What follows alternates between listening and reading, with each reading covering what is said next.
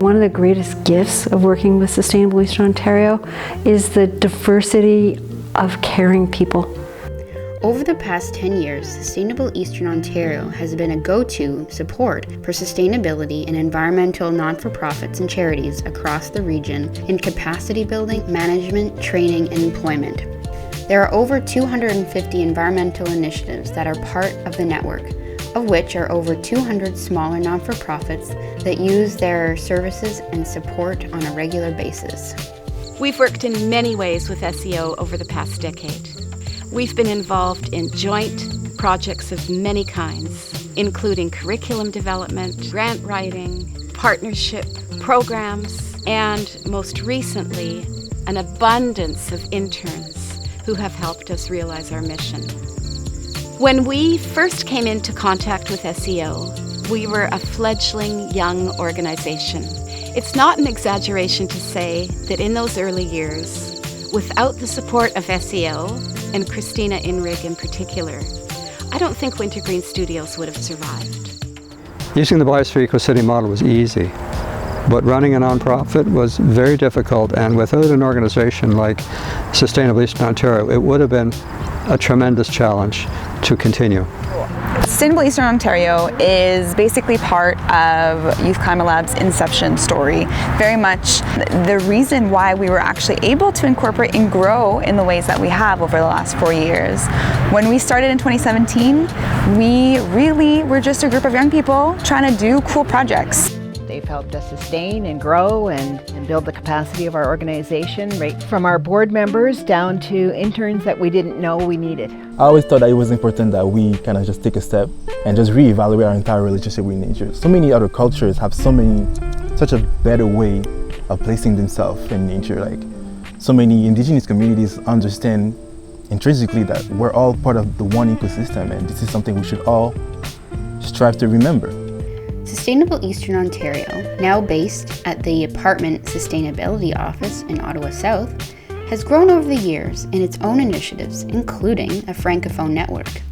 Focuses on 4 C's: connecting, through SEO's founder, the National Capital Environmental Non-for-Profit Network; collaborating, in the development of the Ottawa Energy Collective Impact, the Youth and Diversity Collective, and the Traveling Energy Cube; capacity building through Green Books Accounting, the Capacity Building Institute and Certificate Program, the Eco Internships Program, and now the Eco Executive Director Program. In celebration, it hosts the annual Sustainability Star Awards and the Black, Indigenous, and Persons of Color Fellowship. Historically, these are groups of people that have been marginalized and haven't had the opportunity to be able to be in positions of leadership. C'est pour aider, voir comment aider les personnes de couleur d'une façon générale ou bien les minorités ethniques à s'intégrer dans le développement durable. Parce que en fait, le changement climatique concerne tout le monde. Je parle en tant que migrant, quelqu'un qui est arrivé au Canada. Des fois, le souci environnemental vient secondaire. Very good, I can say. And Ted's also working on some Francophone connections or in French translation for our website. And hopefully, as a network organization, we really try to build connections across the Eastern Ontario region, and so many of our groups are in similar situations. They're small organizations with a passion and a mission, but not sure how to operationalize it or to get the staffing capacity they need to really scale up. They're great for making connections with really small environmental not-for-profits. You can feel very isolated, not just like you're working in a silo, but it can be discouraging to only have a handful of coworkers. You know, when I started with Faith in the Common Good, I didn't really have a coworker ever.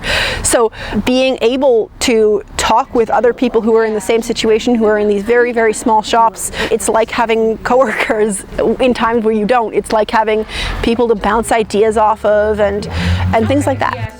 Sustainable Eastern Ontario provides sort of these building blocks to be able to get to a certain point where the organization is more sustainable. They helped us become incorporated. So we started off back in 2004 where there was just one person trying to start this, and so Sustainable Eastern Ontario helped with building a board of directors. They helped with putting together our incorporation papers. Since 2017 onwards, they've helped us with hiring interns to build our capacity as an organization, and they've also been doing third-party evaluations for our programs over the years as well. It's a lot different than being in a government program where you have resources, or even in a large NGO where they might have a budget for what you're doing.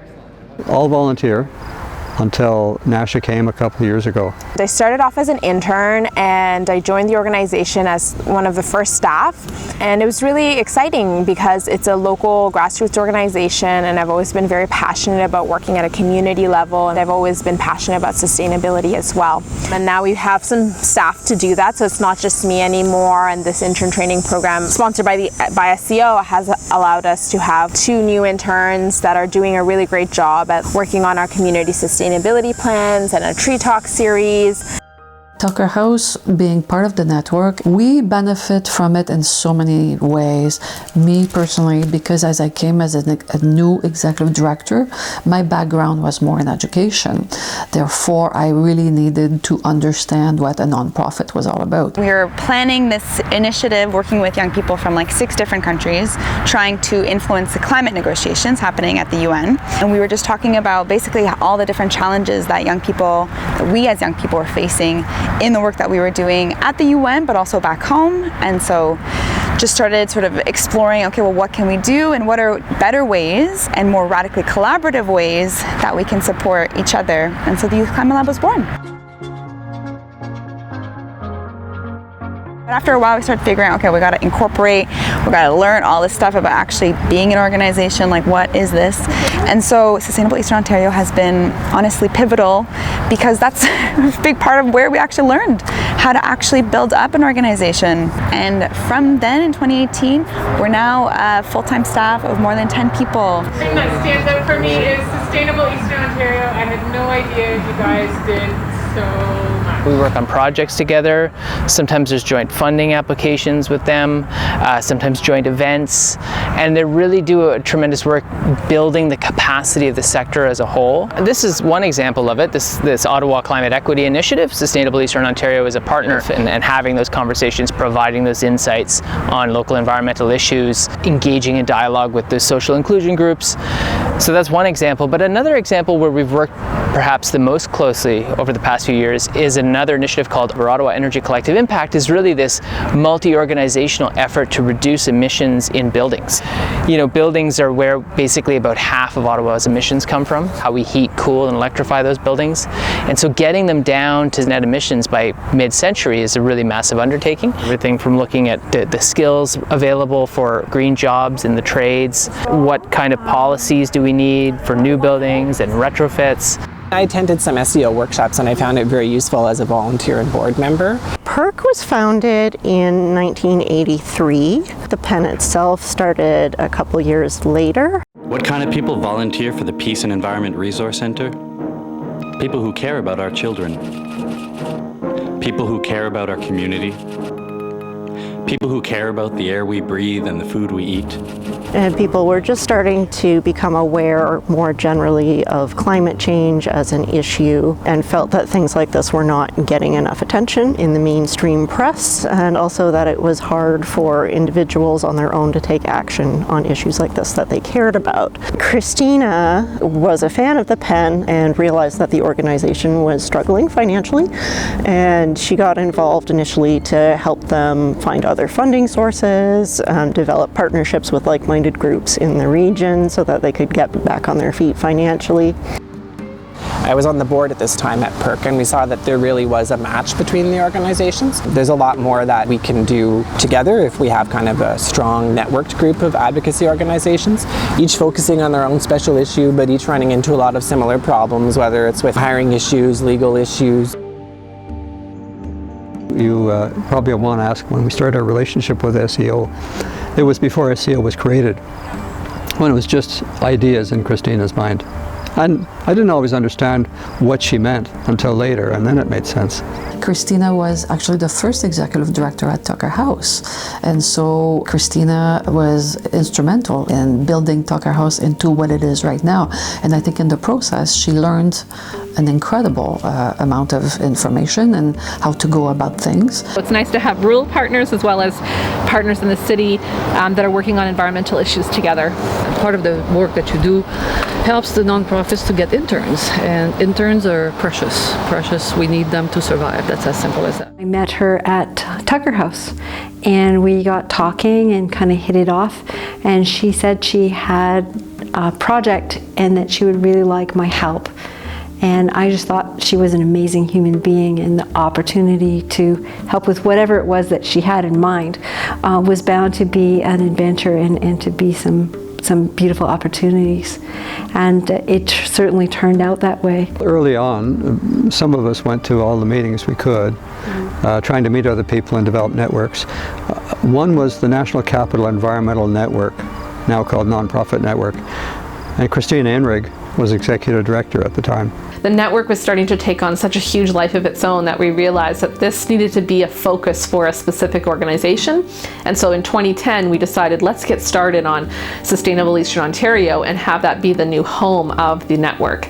And so in 2011, we did incorporate. We did some surveys. We called it the NCENN survey, and we asked, over 100 organizations locally, like, what were their challenges? And that's how we built this capacity building wheel. Volunteer management system do they have in place? And then Kristina got to know us, so she started providing advice, suggestions. She's a fundraising and administrative whiz.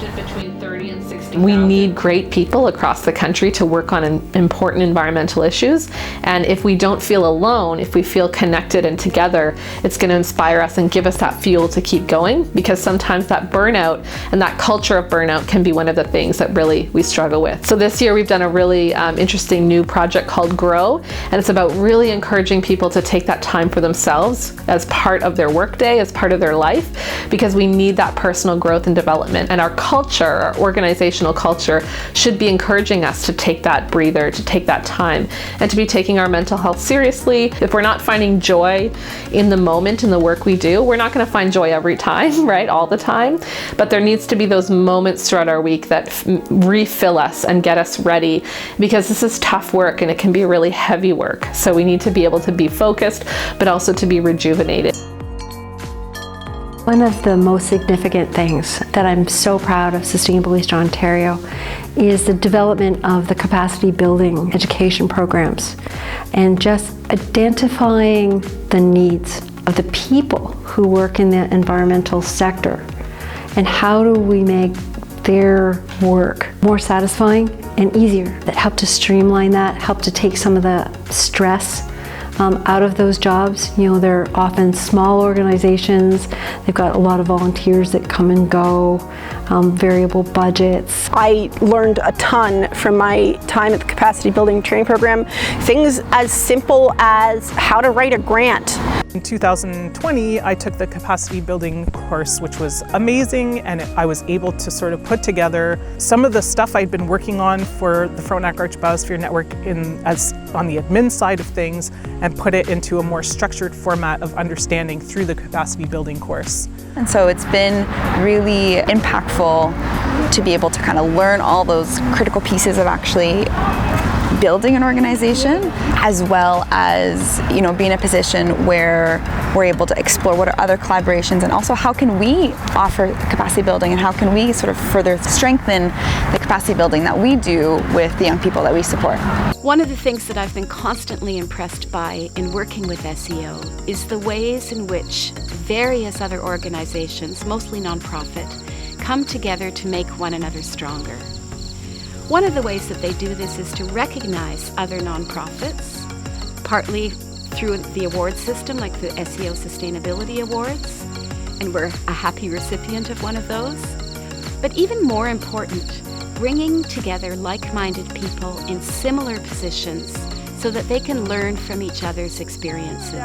We did win the Sustainable Eastern Ontario Award last year. As an organization, EnviroCentre won the award for our commitment and programming to the environment over the years. A year or so ago, we received an award from Sustainable Eastern Ontario for the work that we've done. And again, it's a nice recognition to have. I think part of it was we kind of know what we're trying to do, but I think we were a little bit surprised that somebody was aware of us outside of the immediate kind of circle, you know, and that in itself was rewarding. So it was. And then this past year, Kristina reached out to ask for suggestions on this year's award. So that was nice too, you know, to be thought of as somebody who knew the community well enough to suggest a couple of people who were worthy of that award. And it's just been an amazing evolution to watch the organizations that have been nurtured by capacity building that Sustainability Eastern Ontario supports, and just see how they've grown and transformed over the years has been so deeply satisfying.